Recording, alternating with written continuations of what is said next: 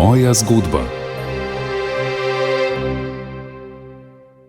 Dober večer in lepo pozdravljeni v oddaji Moja zgodba. Danes bo na sporedu druga oddaja o dahovskih procesih 75 let pozneje. Namreč Študijski center za narodno spravo in Slovenska matica sta sredi novembra 2024 v Ljubljani pripravila znanstveni posvet na to temo. Gre za značilen primer montiranih političnih procesov v nekdanji Jugoslaviji v prvih letih po drugi svetovni vojni. 10 dahovskih procesov se je zvrstilo od aprila 1948 do oktobra 1949. Na znanstvenem posvetu je sodelovalo več referentov: dr. Marko Dolinar, doktorica Tamara Griser-Pečar, doktorica Jelka Piškorič, magister Igor Omerza, Alenka Puhar, dr. Željko Oset in pa dvakratni dr. Igor Grdina. V drugi oddaji v nizu bomo danes prisluhnili dvema predavanjema. V sklopu Obrazi represije bo najprej spregovoril magister Igor Omerza o temi Udba in dahovski procesi, sledila pa bo publicistka Alenka Puhar, ki je v sklopu Zaznamovani z represijo svojo analizo naslovila Mrzel na hladnem in druga molčanja. Vabim vas, da prisluhnete prvemu predavanju magistra Igorja Omerze o Udbi in dahovskih procesih.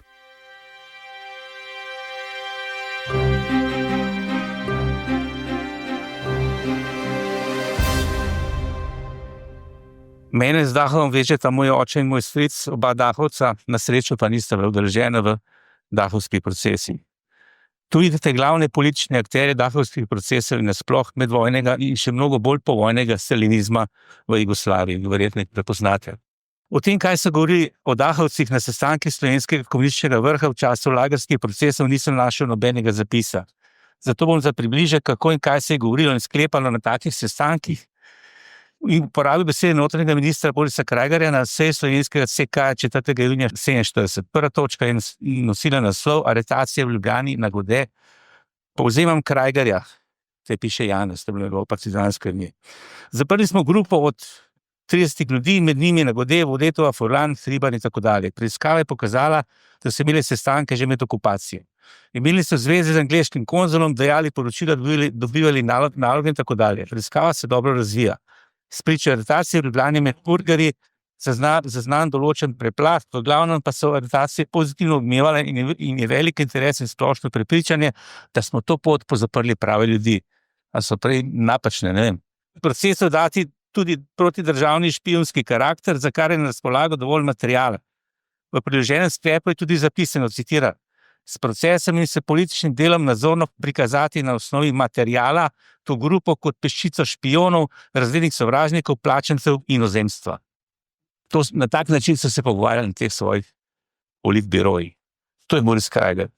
Glede na razpoložljivo dokumentacijo v teh procesih, glede na to, da vemo, kako je funkcioniral medvojni in povojni jugo-stalinistični model, je dokaj jasno, da je bil v ozadju sam Stalin. Več virov govori o nekih spiskih, ki so bili dostavljeni v Beograd. In sovjetska misija je v Ljubljano prišla skupaj z Ozno iz Bele krajine. Z Ozno in kasneje z Udbo so imeli tesne odnose do, seveda, Informbiroja oziroma njegovih posledic, in so bili Rusi med redkimi izbranci, ki so lahko hodili v celice, kjer so čemeli številni nesrečniki maltretirani s strani Ozne in pozneje Udbe. Albert Svetina Erno piše, da je bil v kleti Slavije tajni zapor, v katerega so lahko vstopali le Maček, Ribičič in Rusi. To je prispevek recimo k vašim zaporom. Aretacije dahovcev so se začele še pred Informbirojem, a Krajgar je od tožilca Vlada Krivica sredi aprila 1948 zahteval, naj se sojenje začne čez en teden. Krivic je protestiral, ker v tako kratkem času ne bi mogel niti površno pregledati gradiva, a se je moral ukloniti. Očitno je komunistično vodstvo na čelu s Titom, Kardeljem in Drankovićem hotelo Stalinu pokazati, ker so oni takrat že vedeli, javnost pa še ne, da prihaja huda ura. Torej so hoteli pokazati svojo stalinistično pravovernost in mu čim prej ugoditi v njegovi zahtevi po obračunu z v resnici seveda izmišljeno dahovsko gestapovsko agenturo. Glavni operativni eksekutor je bil Boris Krajder s posebej izbrano udbovsko četico. Kdo je v tej četici brez skrupuloznih, psihičnih in fizičnih mučiteljev, pa ni preprosto ugotoviti. Saj v kar številnih ohranjenih izsečkih zaslišanj ni razvidno, kdo so bili zasliševalci. Zato tudi obsojenci, vsaj tisti, ki jih niso umorili, ko so se začeli pritoževati na obsodbe in o tem tudi pisali, v glavnem niso vedeli, kdo so bili ti brezdušni ljudje. Nepričakovano pa sem v arhivu naletel na tajni 5-stranski dokument iz 10. aprila 1974. Udbaški dokument nosi naslov Proces Dachau in je bil verjetno narejen zaradi poskusa razčiščevanja te problematike, ampak samo znotraj partijsko-udbovske strukture. Tu je razgrnjena struktura vodilnih delov udbovcev v letih 1948-1949. Od teh imen bi omenil samo, da bi takrat glavni pomočnik Krajgerja Mikoš, Šilih, šef notranjega oddelka pa Mitja Ribičič. Ključen je zadnji del 5. strani, kjer piše, kdo vse je sodeloval v preiskavi Dachau, citiram po abecednem vrstnem redu. Bojs Pavle, Hilbert Kamilo, Ivanuš Branko, Kavčič Niko, More Ivan Žan, Peršič Bogomir, Renko Martin, Sagadin Karlo, Škraba Rado Gorazd, medtem ko sta Dobrilović Miro in Pakiš Peter Čiko označena kot verjetna zasliševalca. Glede na ostale meni dostopne vire bi semkaj spadali še Majcen Nase, Pirković France in seveda Winkler Veri Alex, pa tudi Miha Čerin, a slednji z organizacijskega in ne z zasliševalskega vidika. Morda je bil v začetni fazi zasliševalca tudi Zdenko Roter, ki sicer v svoji knjigi Padle maske leta 13 piše, da so bili ti zasliševalci izraziti soroveži, a da jih noče našteti, da bi zaščitil njihove otroke pred zaznamovanjem. Ne vem, kdo pa ščitil otroke Dachovcev pred zaznamovanjem. In zakaj mislim, da je bil nekaj časa dahovski zasliševalec tudi plavolasi udbovec Roter? Zato, ker dahovska žrtev Andrej Bohinc piše, da ga je najprej zasliševal plavolas in dostojen človek in zato neprimeren, da od nedolžnega človeka napravi gestapovca. Zato sta ga zamenjala Martin Renko in profesionalni sadist Žan More. Ker v Roterju kot plavolasem zasliševalcu piše tudi Sirc, bi znalo biti, da gre v obeh primerih za Roterja. In še, prvič, v zapor je prihajal predsednik vlade Miha Marinko in prepričeval pripornike, naj kot komunisti priznajo vse, kar so počeli v taborišču. Drugič, pri izbiri surovih zasliševalcev je notranji minister Krajger sprejel zahteve Matija Mačka, ki sicer ni bil več formalno v notranjih organih, a je zadržal svojo moč in vpliv v njih. Tretjič, tožilec Vlado Krivic se spominja, da je v času končevanja procesa v Ljubljani slučajno srečal Kardelja, ki je prišel iz Beograda, da bi tu spremljal proces. In tam mu je dejal, zelo si aktiven na proces. Kardel bo pozneje, ko so se začela razčiščevanja okoli procesov, lažno, seveda v partijskem krogu, dejal, da ga je spremljal samo bežno. Četrtič. 30. januar 1948 je Boris Krajger v pismu Rankoviću napisal, še preden se je začelo sojenje, da bodo zaprti Dachovci obsojeni in da je preiskava zavzela precejšnjo širino. Citiram, mi imamo registrirano v kartoteki 9540 ljudi, med njimi je 2140 tujcev. Že dobro obveščen je Stane Kavčič leta 1972 odstavljeni predsednik slovenske vlade v svojih spominih zapisal, da so imeli v svojih rokah niti priprav za dachovske procese Krajger, Kardel, Marinko, no kot tukaj že povedal, je svoj lonček pristavil tudi nepogrešljivi Ivan Maček Matija. S tem, kar je povedal prej pa že dr. Černič, pa vidimo, da so Kardel, Marinko in pa Krajger tudi se pogovarjali, kdo bi bil primeren sodnik na dachovski proces. To je Veri Winkler Alex, ki je med zasliševanjem umoril Janeza Peraniča. Leta 1952 je pobegnil ta gospod tovariš v tujino in zahodnim obveščevalcem do obisti razkril delovanje Udbe in izdal tiste njene konfidente v tujini in teh ni bilo malo, ki jih je on poznal. Poleg tega je prodal hotel Udbe na Dunaju in se odselil v Kanado. To je največji blamaž Udbe v vsej njeni zgodovini. Zato pa se verjetno je prišlo do nas, kaj je on počenjal na teh procesih. Kljub analizam Udbe v procesi, partijski delovni skupini, dveh komisijah, partijski in vladni, ni znano niti kdaj so nad 11-terico izvršili sodni umor, niti kje so pokopani. Do danes in verjetno za vse večne čas. Tako zaprti Andrej Bohinc kot domači in tu interniranci so začeli pritiskati na režim, naj rehabilitira dachovske obsojence. Svoj lonček je predstavil še predsednik vlade Stane Kavčič, očitno je hotel zadeti Kardelja v mehki trebuh. Stanje 9. aprila 1968 pisal šefu slovenskih komunistov, takratnemu Albertu Jakopiču, da bi bilo potrebno obnoviti proces. Izvršni komitet CK ZKS je na 20. aprila 1968 imenoval delovno skupino, ki naj poda svoje mnenje o zadevi. Podala ga 3. decembra 1968. Videla je ta skupina na podlagi podarkov RSNZ nepravilnosti preiskovalnega postopku, a jih ni podrobneje raziskovala. Obnovitve procesov zaradi raznoraznih političnih razlogov ni predlagala. Bila bi zabavna, če ne bi šlo za tragične dogodke, naslednja ugotovitev skupine. Očitajo, da so posamezniki iz takratne UDV dajali preiskovalnemu postopku in procesom svoj osebni ton. Nimam komentarja. Toda pritiski so se stopnjevali in Kavčičeva vlada je ustanovila komisijo, ki je 30. marca 1970 predlagala odpravo krivic. Pravosodje je tako dobilo politično zeleno luč in v naslednjih letih so bili vsi obsojenci pravno rehabilitirani. Vrh partije pa je do julija 1984 vrtel v začaranem krogu izdelave moralne in politične rehabilitacije. En rehabilitacijski osnutek je naredil tudi Kučan, a ni bil sprejet. Nato so vendarle 11. julija 1984 javno predstavili skupno izjavo predsedstva CK ZKS in RK ZSDL iz leta 1977 in spremljajoče poročilo iz 10. julija 1984. Potrebna je bila smrt Krajgerja, Tita, Kardela in Marinka, da so lahko njihovi nasledniki objavili neprimeren in nezadosten tekst iz leta 1977, pa še ta nič vredni izdelek je bil falsifikat, saj so ga vmes še popravljali in ga tako predstavili kot original teksta iz leta 1977, kar to ni bil. Zaradi pomanjkanja časa bom sedaj štafetno preletel samo nekatere udbovske dokumente, kjer se omenjajo dahovski procesi. Informacija o udbe slovenskem komunističnem vodstvu let 16. maj 1969. Povzemam, uredniški odbor problemov je razpravljal o angažmaju revije za rehabilitacijo obsojencev dahovskega procesa. Poleg Rupla, udba ga je zalazovala pod kodnim imenom Negativ, je to vprašanje forsiral še glavni urednik Milan Pinter. Informacija udbe 11. marec 1971 poslana slovenskemu komunističnemu vrhu. Povzemam, v nekaterih študentskih krogih se razpravlja o dahovskem procesu in rehabilitaciji obsojencev. Urednik Tribune Jaša Zlobec, udba ga je zalazovala pod kodnim imenom Trockist in napovedal, ne bomo pisali samo o rogu, temveč tudi o dahovskem procesu. Udbovski induktivni bilten 29. januar 1974 dobil ga tudi Milan Kučan. Povzemam, Igor Torkar pripravlja pesniško zbirko, ki se dotika problematike dahovskih procesov.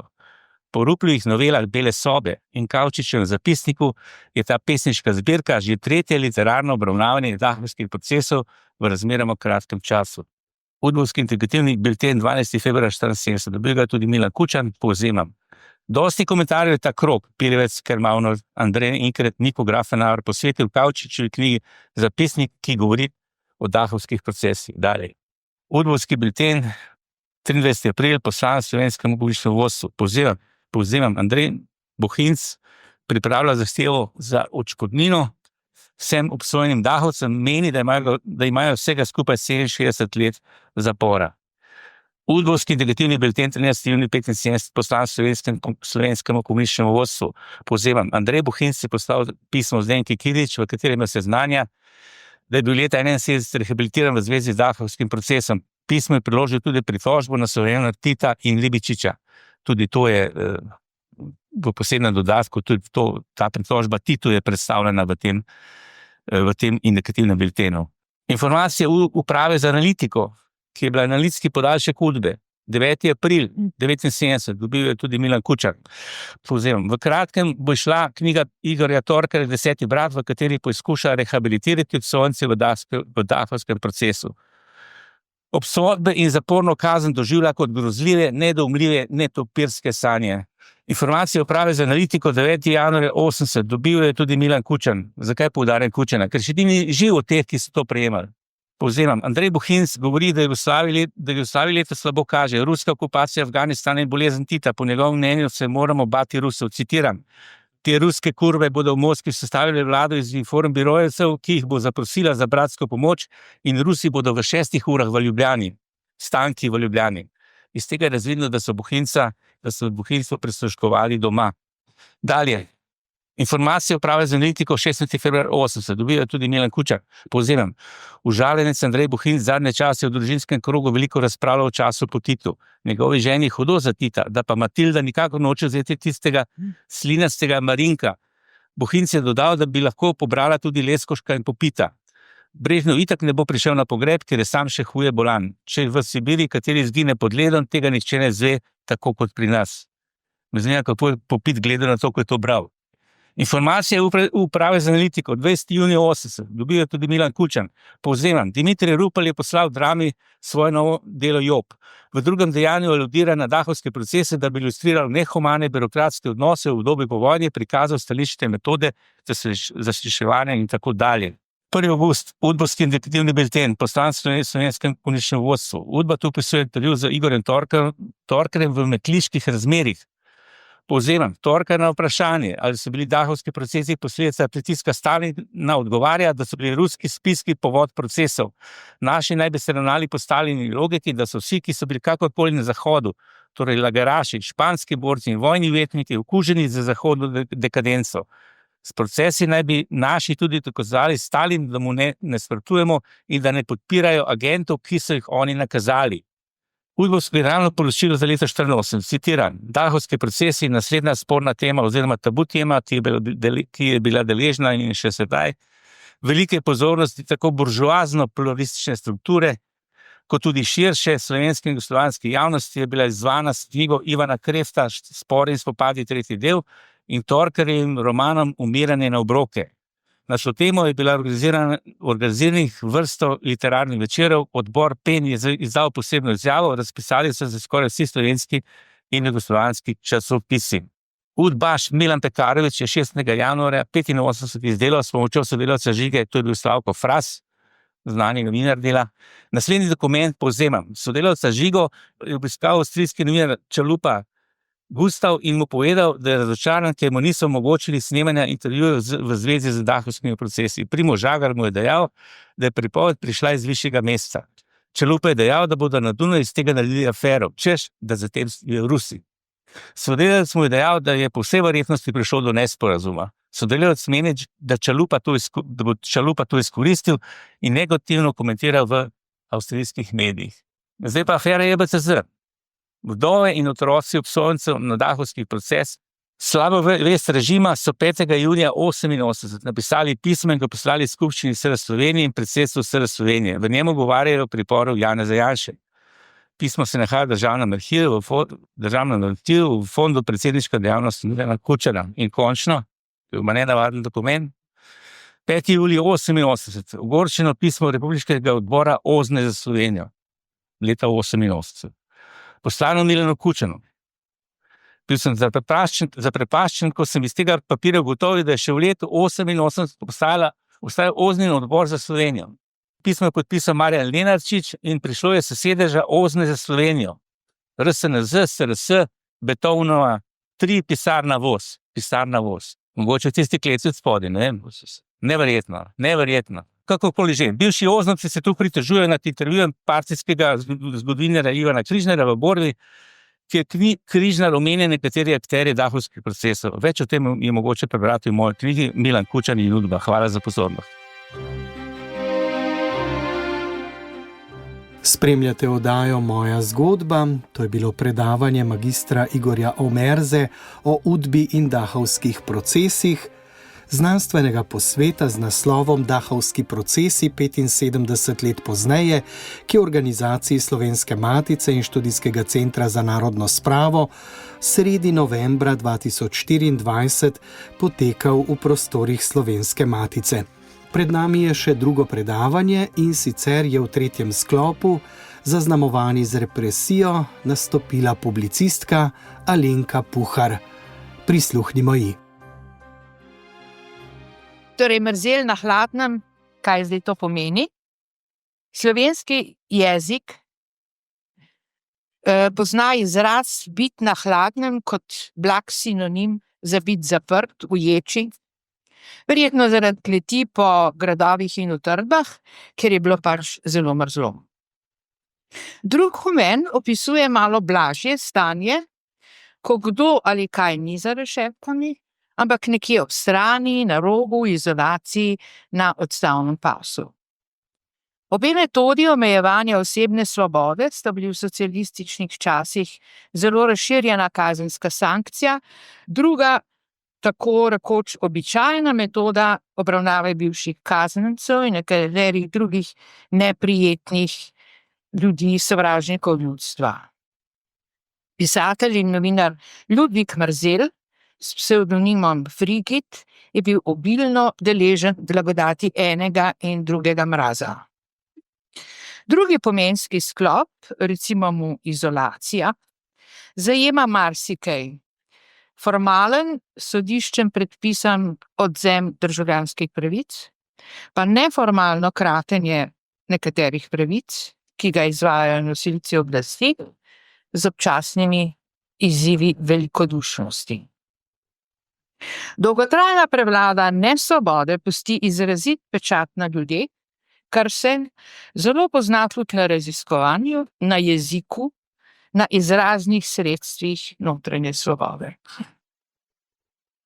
V zvezi s problemom jezika in molka se mi zdi važno ugotoviti in reflektirati, kako nekatere teme v nekaterih družbah obveljajo za tabu v najstrožjem pomenu besede, in kako na to ta molk obvelja za dominantno potezo časa, kar se je v dobršnem delu 20. stoletja zgodilo Evropi od Španije in njenega tiempo de silencio na zahodu do družbe molčavcev in šepetalcev v Sovjetski zvezi na vzhodu.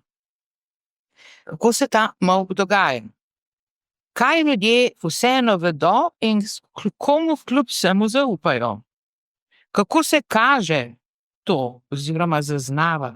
Kako se mehča in prekinja? Zakaj molčeči vztrajno tajijo in se delajo neumne, če jih ujamejo? Zakaj se tako bojijo jasnih besed, tudi ko najhujše mine? Zakaj se teh tem izogibajo?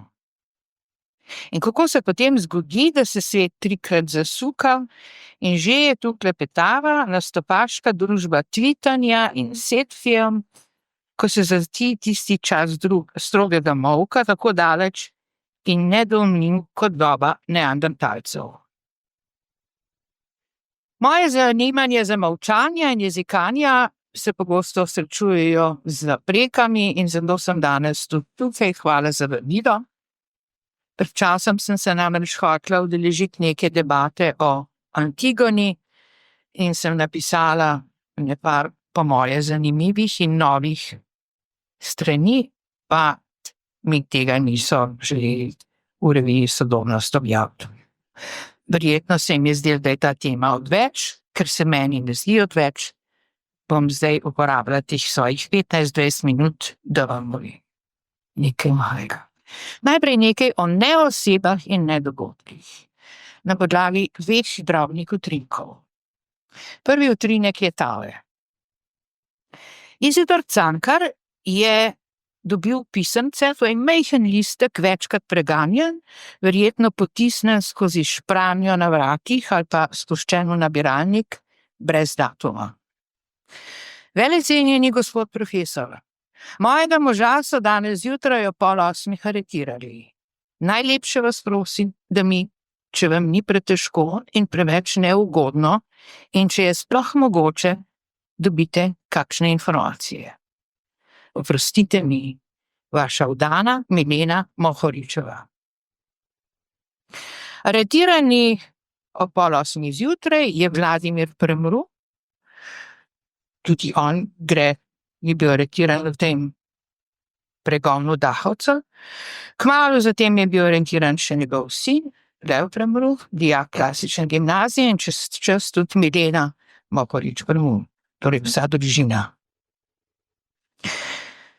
Uvodna leta v socialistično izgradnjo so se začela s trdo policijsko fazo, ko so večino ljudi aretirali brez vsakega pojasnila o razlogu aretacije, o paragrafu, naravi delikta, tudi brez informacij, kam bodo odpeljani, kje so, ali se jih da obiskati, poskrbeti z najnujnejšim in podobno. Izginili so. Sorodniki so se morali zelo potruditi, da so jih izsledili. To je bila prva stopnja v statusu neosebe. Drug utrinek, drugačen primer. Leta 1962 se je France Mihelič odločil za upokojitev, dovolj mu je bilo poučevanja. Za čas od septembra 1943 do maja 1945 je imel priznano partizanščino in z njo dvojno dobo.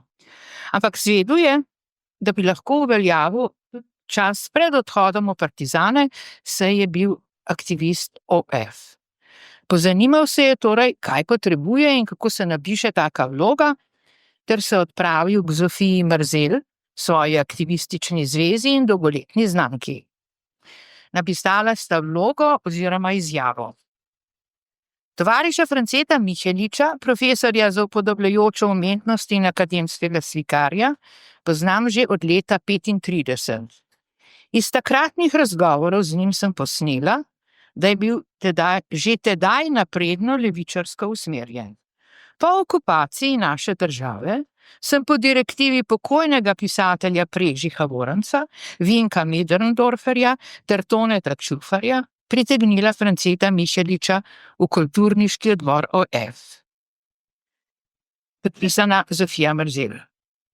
To je bilo oddano 12. decembra 1962. Čez slab mesec se je vrnila popravljena izjava.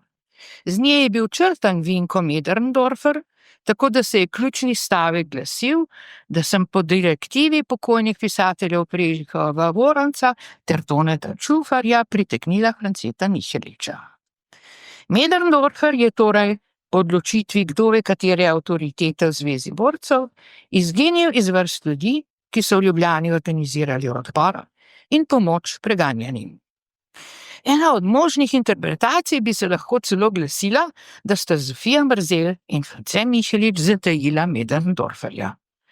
Kakorkoli, drobna ilustracija k fenomenu izginjanja oziroma neoseb, pa tudi komentar k neomajnemu zaupanju v vire. Razne oblike represije, kar je ena najbolj bolečih in tudi najbolj skrivanih potez socialističnih režimov, se je zamolčalo in o njih se še vedno pretežno in najraje molči. Če se pa že meni, da ni več primerno molčati, pa se uporabi verbalne in stilistične oblike omiljevanja. Osvetlila bom dva primera, in sicer iz zbirke zbranih del slovenskih pisateljev, kar velja za špico literarno-zgodovinskih študij. Za tako delo je seveda potrebno veliko znanja, prizadevnosti, natančnosti, v zadnjih letih pa tudi veščina raziskovanja čudnih terenov. Urednikom zbranih del Franceta Prešerna, Gregorčiča, Tavčarja, Murna se pač ni bilo treba ukvarjati s pravosodnimi in kazenskimi problemi, novejši časi pa so postregli tudi s tem. Kako se lotiti tega? Glejmo si primer Ludvika Mrzela in Dušana Moravca. Zbrana dela Ludvika Mrzela so iz leta 2006-2007. Glavni urednik celotne zbirke je bil France Bernik in ta je v uvodu povedal tole. Brez pisateljeve človečnosti, brez njegove izrazite senzibilnosti za moralne vrednote, tudi ne moremo razumeti njegove usode med drugo svetovno vojno, zlasti pa ne po njej, ko ga je politična oblast zavrgla in se mu odpovedala, čeprav bi ga kot dahovskega taboriščnika morala zaščititi. Krivice, ki se je pisatelju zgodila po drugi svetovni vojni, ni mogoče popraviti. Je pa v dobro slovenske književnosti, da se je za izdajo in ureditev Mrzelovega zbranega dela odločil akademik Dušan Moravec. Nato dobi besedo urednik Moravec, ki predstavi Mrzelovo Zapuščino, kjer je zanimivejši del mapa za znako Dahovski zbornik. Delo na tem zborniku pa ni dalo rezultata, kajti dogodki, ki so sledili tem mesecem, so uresničili zamisli Kajpada onemogočili. Zbornik, zasnovan v prvem povojnem času, je mogel iziti šele čez desetletja, ko je bil Mrzel že med pokojnimi. Nato citira izjavo iz tega zbornika, da so žal znani dahovski procesi v letu 1948 ta prizadevanja zavrgli. Čez 30 strani je na vrsti recepcija objavljenega leposlovja. O pisatelju so v glavnem v povojni polovici njegovega življenja molčali in tudi sam je spričo usode, ki mu jo je naklonila neprijazna sreča, malo pisal. Če se je že kaj objavilo, je bilo precej omalovažujoče. Šele Taras Karamalnar se je v 90. letih dotika tudi Mrzelove nesrečne usode.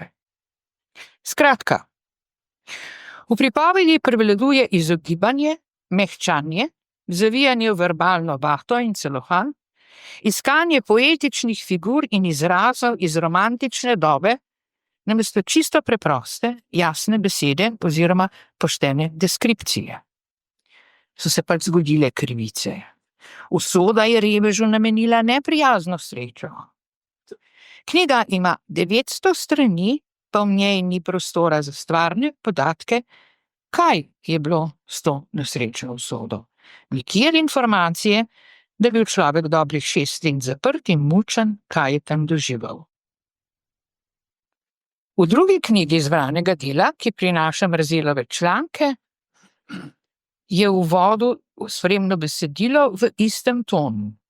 Gre za opus s pričo avtorjeve nemile usode, skromen po obsegu. Tam potem zvemo, da je šele Taras Karamalnar, ki je prvi objavil, da je Hoffmanova Noč do jutra nastala po Mrzelovem pripovedovanju oziroma pogovorih med dvema znancema. Tu ob koncu se spet zapiše, da je bilo njegovo poslanstvo po poldrugem letu žal prekinjeno in malo pozneje je nastopil svojo drugo kalvarijo, še bolj bolečo in dolgotrajnejšo, namreč od nacistične dahovske. Končano na zloglasnem otoku. To sem zdaj preskočila na tretjo knjigo, to je monografija, ki vztrajno uporablja besedo kalvarija ali kalvarija, ko aludira na Mrzelove zapore, ki so trajale za 6 let.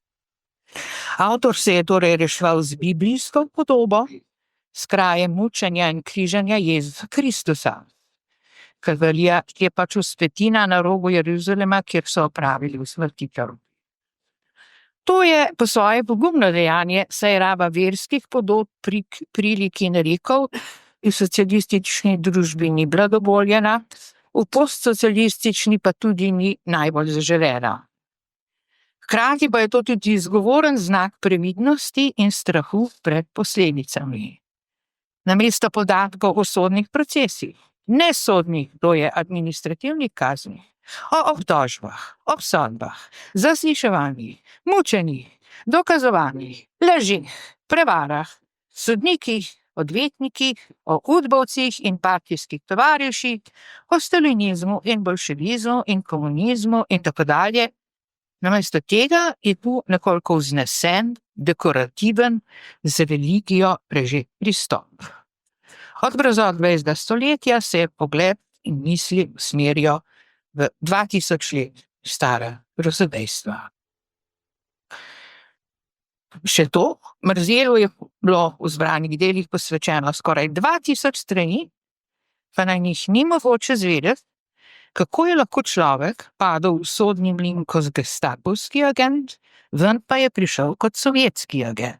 Mrzel je en od 5 ali 6, ki so bili med prestajanjem sodno dosodene kazni, administrativno, se pravi policijsko kaznovani, še kot informbovci in ruski agenti in potem poslani v Bilečo. No, med zanimivimi detajli bi vas rada na kratko opozorila še, da je v korespondenci objavljeno Mrzelovo pismo bratku Kreftu iz februarja 1963, kjer Po opravičilu za nadlego Mrzelj sprašuje: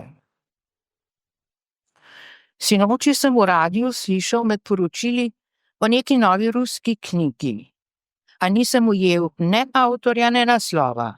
Obračam se nate, ker upam, da si morda sam tudi slišal ali pa tudi sicer kaj veš o stvari. Gre za nekakšen bestseller, za knjigo o življenju v koncentracijskih taboriščih pod Stalinom.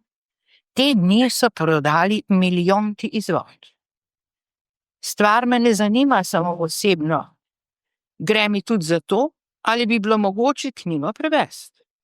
Oprosti mi še enkrat, a zelo ti bom hvaležen, če mi lahko pomagaš do te informacije. Urednik temu v pojasnilo zapiše tole: Odgovora glede omenjene knjige ne poznamo. Mrzela je očitno zelo zanimala, vendar nje ni prevedel nikoli. Kaj se skriva v tej uganki? Vprašanje za milijon. Ime, ki ga je Mrzelj preslišal, se glasi Aleksandar Solženicin. Naslov knjige je En dan v življenju Ivana Denisoviča. Bil je prava senzacija in je obveljala za eno prelomnih knjig 20. stoletja, vsaj v Sovjetski zvezi, skupaj s poznejšim arhipelagom Gulag pa Solženicin za enega vodilnih ledolomilcev. V prevodu Franceta Klopčiča je slovenski Ivan Denisovič izšel leta 1964. Urednikova skopa opomba pa ne zamolči le Aleksandra Solženicina, ampak tudi poseben fenomen. Človek, ki je kot zapornik prestal strašne muke, pa mora o njih molčati in živeti v vsesplošnem molku, lačno preži na vsak glas, ki bo mogoče o tem le kaj povedal, zapisal, objavil. Z vsem svojim bitjem čaka, da se bo mogoče le kdo oglasil. In tega v tem zbranem delu, kljub temu, da ima skoraj 2000 strani, ni, zato je zmanjkalo prostora. Želela sem vam čisto bežno povedati še nekaj malega o Prežihowem Vorancu in Dragu Druškoviču. Torej v 80. letih so izhajala zbrana dela Prežihovega Voranca, katerih urednik je bil Drago Druškovič. Druškovič je bil v nasprotju z Moravcem manj zagret za literarno izražanje visoko lego lirične prispodobe, ampak je bil nekoliko bolj stvaren. Prežihov Voranc ni bil vključen v dahovske procese, ker je bil zelo, zelo bolan in je potem kmalu umrl. Je pa bil v stikih z mnogimi temi svojimi sodrugi, kot se je takrat reklo, in je poleti 1948 iz bolnice pisal Veri Albrecht. Kako pa je s Francetom? Vidim, da še ni zaprt. Dolgo traja. Druškovič je bil v hudi zadregi, ker se mu je zdelo, da pač ne more napisati, da vsi nekdanji nemški interniranci in njihovi sorodniki in prijatelji živijo sredi prave panike, saj so potekala tako rekoč množne aretacije in mučna zasliševanja ter izseljevanja za ovajanje. Kar se je opazilo na sodiščih tako imenovanih dahovskih procesov, je bil namreč samo vrh ledene gore. No, Druškovič je notranje boje končal takole. Zdi se, da bi lahko pomislili na Prežihovo namigovanje na tako imenovani dahovski proces. Če bi organizirali tekmovanje za ekscelentno izogibanje, potem se mi zdi, da to skoraj zasluži prvo nagrado. Zdi se, da bi lahko pomislili na namigovanje. Z drugega vidika je zanimivo recimo še nekaj. V enakem precepu se je urednik znašel tudi pri korespondenci z Vinkom Möderndorferjem. Ohranilo se je 27 pomembnih pisem, zlasti povojnih, saj je bil Möderndorfer tedaj urednik v Mohorjevi založbi v Celju. Na to sta si nehala pisati. Zakaj? Družkovič. Dopisovanje je prenehalo na začetku 48. leta, ko je bil Möderndorfer po naši domnevi v preiskovalnem zaporu. Urednik ni mogel pridobiti vsaj osnovnih podatkov o omenjeni odsotnosti poslovodečega človeka Mohorjeve družbe.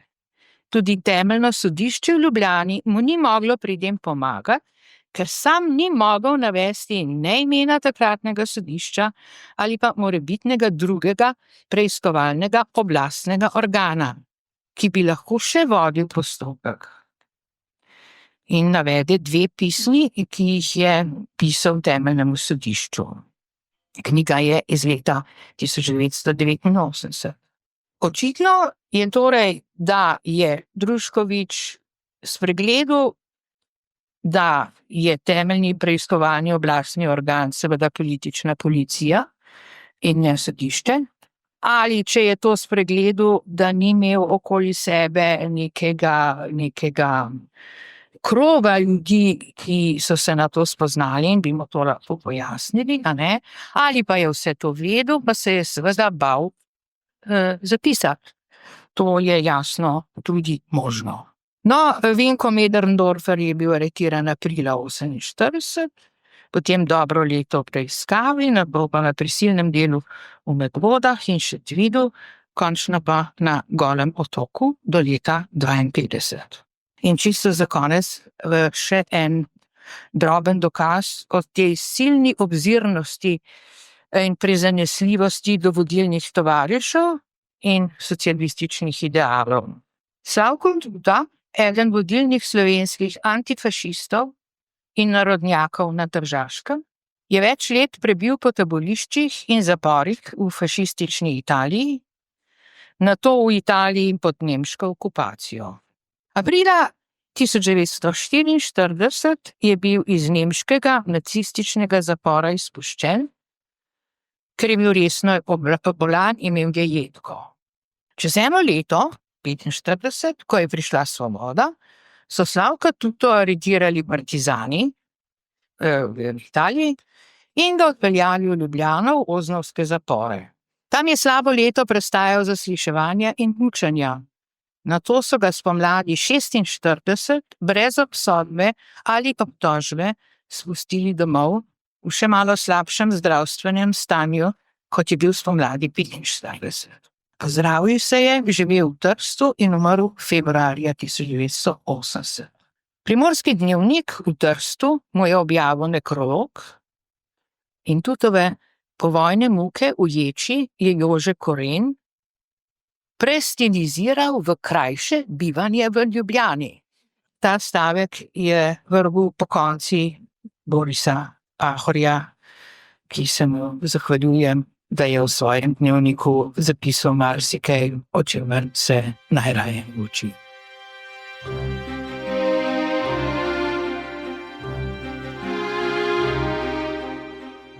To je bila publicistka Alenka Puhar, ki je nastopila na znanstvenem posvetu Dahovski procesi 75 let pozneje, v ponedeljek 18. novembra 2024 v organizaciji Slovenske matice in Študijskega centra za narodno spravo.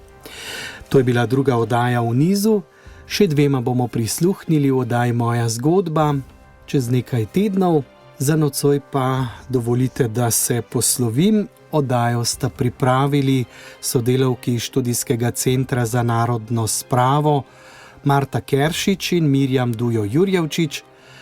Uredil sem jo Jože Bartol, tehnična izvedba pa je bila v rokah Boštjana Smoleta. Vse ostale oddaje Moja zgodba so vam na voljo tudi v našem audio arhivu. Za nocoj pa lahko noč.